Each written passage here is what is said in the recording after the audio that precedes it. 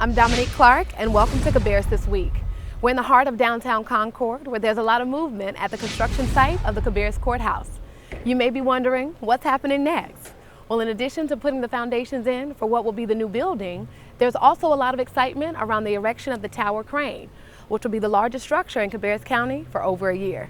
Jason Harris is here to expand on the plans for the 250,000 square foot expansion and renovation project, its impact on the flow of traffic, and what you can expect to sprout from the site this spring.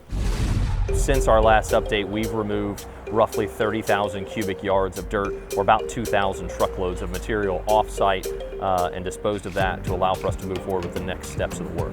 What happens next is we'll put the foundations in for what is the new building, as well as the foundation walls that surround the perimeter of the basement. That basement is roughly a third parking, and then the other 2/3 is office space or functional use space for the courthouse staff. Next for us, as you can see in the back, is the erection of the tower crane. So that's going up now and will be on site for roughly 18 months. That tower crane is large enough that it allows for us to move materials throughout the site without having a bunch of additional equipment running around due to the tight nature of the site as it is. And there's really a lot of excitement around this tower crane, which will be really the largest beacon in the downtown area for the next year and a half.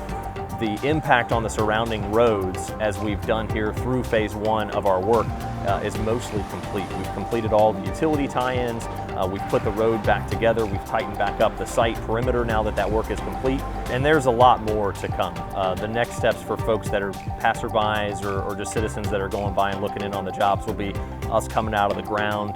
It'll be springtime next year before we start the steel erection of the new building, and that'll take quite some time. We've got about 5 or 6 months plugged in to do that work. So the next 4 months of work is really all below grade work, tougher things to see, but an integral part of the work to allow that structure to go up and create what will be the new courthouse.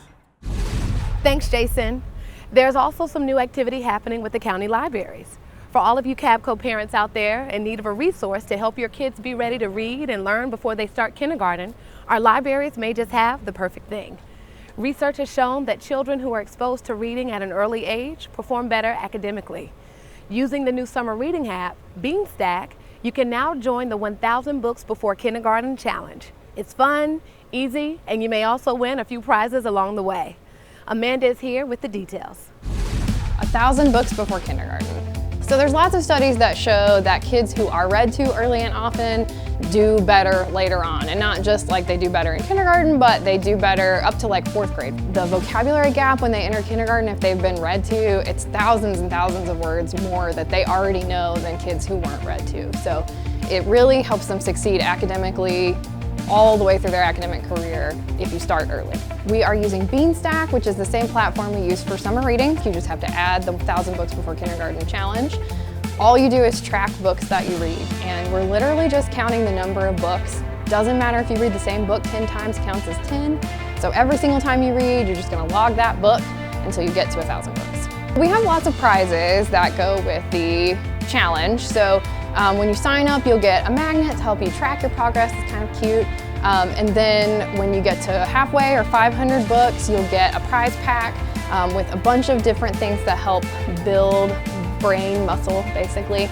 All kinds of stuff to help you practice reading and talking and playing together, things that help build those literacy skills. And then at 1,000, we'll have even more prizes for you to collect. So there are prizes along the way.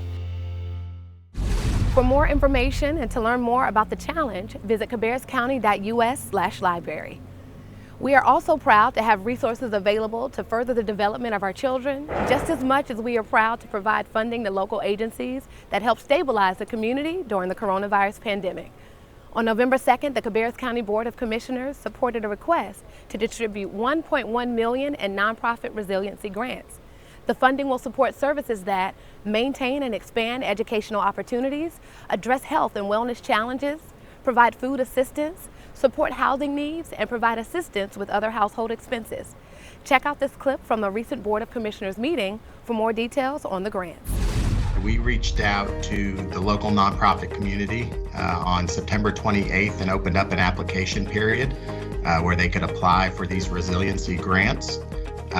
We received 32 applications by October 12th. And then we had a staff team that reviewed all of those applications and made a recommendation to the manager that we fund all 32 of those applications because all 32 were worthy of support. And we look forward to providing updates in the months ahead about how these funds have helped those in our community during this once-in-a-lifetime pandemic. Well, I just want to take an opportunity. I will tell you, when I received this email last week or week before last, whenever it came out, it made my day to know that we were able to possibly take those dollars and really directly impact our citizens.